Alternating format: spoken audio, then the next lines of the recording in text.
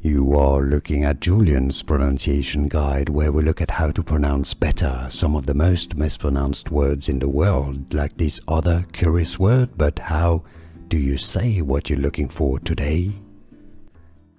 Name pronunciation. For more confusing names from French and from French literature in particular, make sure to stay tuned. We've got tons more confusing ones at the end of the video, and stay tuned to the channel, like the video too. French pronunciation first, how it's pronounced in France.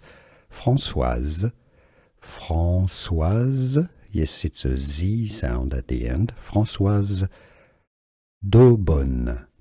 Do, E-A-U in French makes the sound O, okay? So, Daubonne.